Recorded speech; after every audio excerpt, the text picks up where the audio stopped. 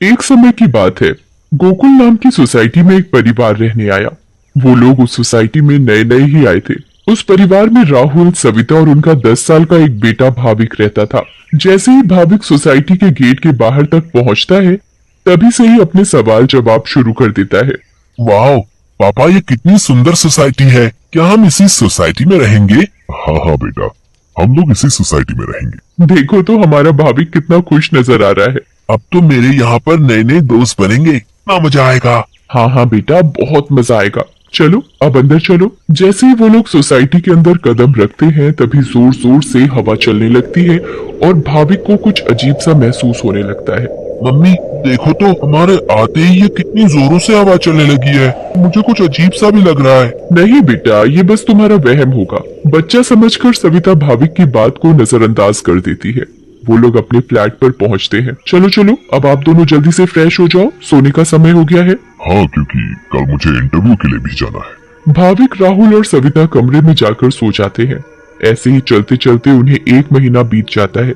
एक दिन राहुल का बॉस उसे ऑफिस के काम से सूरत जाने को कहता है।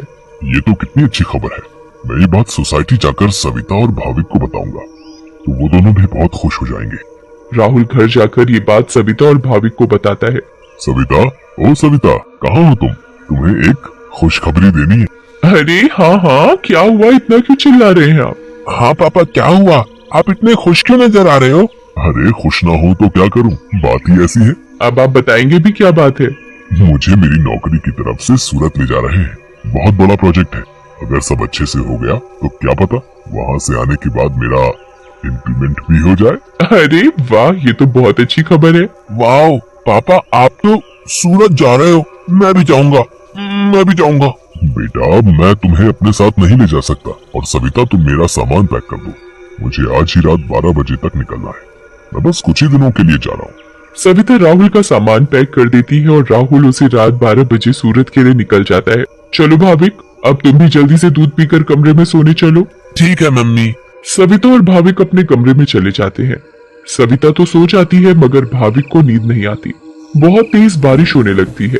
भाविक बालकनी में जाकर खड़ा हो जाता है और बारिश के मजे लेने लगता है। वाह, कितना सुंदर नजारा है। भाविक की नजर अचानक सामने वाले फ्लैट पर पड़ती है, तो वहाँ एक मोमबत्ती जल रही होती है। ये क्या है? ये सामने से कैसी रोशनी दिखाई दे रही है? ऐसा लग रहा है जैसे कोई मोमबत्ती जली हुई हो। मगर जब से हम यहाँ आए हैं, तब से तो ये फ्लैट बंद पड़ा है। भाविक को फिर अचानक से एक औरत चलती हुई दिखती है। अरे ये औरत कौन है? कहीं यहाँ कोई भूत तो नहीं? मम्मी, मम्मी, भूत, भूत, मम्मी, मम्मी बचाओ, मुझे बचाओ। क्या हुआ बेटा, क्या हुआ? तुम इतना क्यों घबरा रहे हो? मम्मी, वो भूत, भूत। क्या बोले जा रहे हो तुम? ठीक से बोलो, मुझे कुछ भी समझ में नहीं आ रहा है। मम्मी, मुझे नींद नहीं आ रही थी तो मैं बालकनी में जाकर खड़ा हो गया और बारिश देखने लगा। तभी मैंने सामने के फ्लैट में जलती हुई मोमबत्ती देखी और एक औरत को देखा। नहीं बेटा, ये भूत वूत कुछ नहीं होता। ये तुम्हारे मन का वहम है। नहीं मम्मी, मैं सच कह रहा हूँ। नहीं बेटा, चलो अब सो जाओ, रात बहुत हो रही है। नहीं, मैं आपको लेकर जाता हूँ। अच्छा चलो, दिखाओ कहाँ है भूत। फिर भाविक सविता को बाहर लेकर जाता है। कहाँ है भूत? मुझे तो कहीं कोई नहीं दिख रहा। मम्मी देखो, वहाँ पर देखो, वो सामने वाले फ्लैट में। अरे बेटा, कुछ भी नहीं है वहाँ पर। नहीं मम्मी, मैं झूठ नहीं बोल रहा। अच्छा ठीक है ठीक है, चलो अब जल्दी कमरे में जाओ और सो जाओ। फिर वो दोनों कमरे में जाकर सो जाते हैं। भाविक, अब तुम्हें डरने की कोई जरूरत नहीं है। मैं तुम्हारे साथ सो रही हूँ ना, अब तुम आराम से सो जाओ। अगली सुबह भाविक सोसाइटी के दूसरे बच्चों से मिलता है। तुम सबके नाम क्या है? मेरा नाम पिंकू है। मेरा नाम सोनू है। और मेरा नाम गोली है। सारे बच्चे मिलकर पूरा दिन खूब मस्ती करते हैं। फिर रात में सारी औरतें सोसाइटी कंपाउंड में बातें करती हैं। तभी सविता रात की बात सारी औरतों को बताती है। दूसरी ओर भाविक और उसके सारे दोस्त लुका छुपी खेल रहे होते हैं। पिंकू गिनती करना शुरू कर देता है। तभी सारे बच्चे इधर उधर छिप जाते हैं, मगर भाविक खेल खेल में अपने फ्लैट के सामने वाले फ्लैट के दरवाजे तक पहुंच जाता है। उसे ये पता नहीं होता कि ये वही फ्लैट है जिसमें कल रात उसने एक औरत को जलती हुई मोमबत्ती के साथ देखा था। अरे ये दरवाजा तो खुला हुआ है और यहाँ तो कितनी सारी लाइटें हैं। चलो अब मैं जल्दी से इस घर में छिप जाता हूँ ताकि मुझे कोई ढूंढ ही ना पाए। वो जगह ठीक है, मैं उस कमरे में जाकर छिप जाता हूँ। भाविक जैसे ही उस फ्लैट के कमरे की ओर जाने लगता है, वैसे ही बाहर की सारी लाइट्स लुप लुप होने लगती हैं। ये क्या हो रहा है यहाँ पर? अचानक ये लाइटें लुप लुप कैसे होने लगी? भाविक इधर उधर देखने लगता है। तभी भाविक की नजर दरवाजे के ऊपर पड़ती है। ये दरवाजे के ऊपर क्या लिखा हुआ है? भूत, मम्मी मम्मी बचाओ बचाओ। भाविक चिल्लाते हुए सोसाइटी कंपाउंड में जा पहुंचता है। अरे, ये आवाज तो भाविक की लग रही है। ये तो भाविक की आवाज है। भाविक की आवाज सुनकर सारी औरतें और आदमी कंपाउंड में जमा हो जाते हैं। तभी वो देखते हैं कि सामने से भाविक भागते भागते चला आ रहा है। मम्मी मम्मी, वहाँ सच में वहाँ भूत है। क्या हुआ बेटा भाविक? हाँ बेटा, क्या हुआ? तुम इतने घबराए हुए क्यों लग रहे हो? हाँ बेटा, कुछ तो बताओ। कहीं तुमने फिर से सामने वाले फ्लैट में भूत तो नहीं देख लिया? भूत? भूत? कहाँ है भूत? मैं छुपने के लिए एक फ्लैट में चला गया क्योंकि उसका दरवाजा खुला हुआ था। मैंने वहाँ लिखा देखा। क्या लिखा देखा और कहाँ देखा? कि यहाँ से चले जाओ वरना मैं तुम्हें मार दूंगी। चलो बेटा, तुम हमें वहाँ लेकर चलो। हाँ हाँ, चलो अंकल, मैं आपको वहाँ लेकर चलता हूँ, आप खुद ही देख लेना। भाविक सभी लोगों को उस फ्लैट में लेकर जाता है। कहाँ लिखा है बेटा? अरे यही तो लिखा था। चलो भाई, यहाँ तो कुछ भी नहीं है। बेटा भाविक, चलो अब चलो। सभी लोग भाविक को वहाँ से ले जाते हैं, मगर भाविक उस दरवाजे को देखते देखते चलता है। नहीं अंकल, मैं सच बोल रहा हूँ। हमें इस बच्चे की बात एक बार मान लेनी चाहिए और आज रात मिलकर सोसाइटी पर नजर रखनी चाहिए। हाँ, आप सही बोल रहे हो। क्या पता ये सब सच हो। तो ये तय रहा कि आज रात हमारे पति सोसाइटी की देखभाल करेंगे। उस रात 3 आदमी सोसाइटी के गेट पर खड़े रहकर सोसाइटी की देखभाल कर रहे थे। मुझे जरा बाथरूम जाना है, मैं बस अभी जाकर आता हूँ। हाँ ठीक है, तुम होकर आओ। क्या हुआ जी?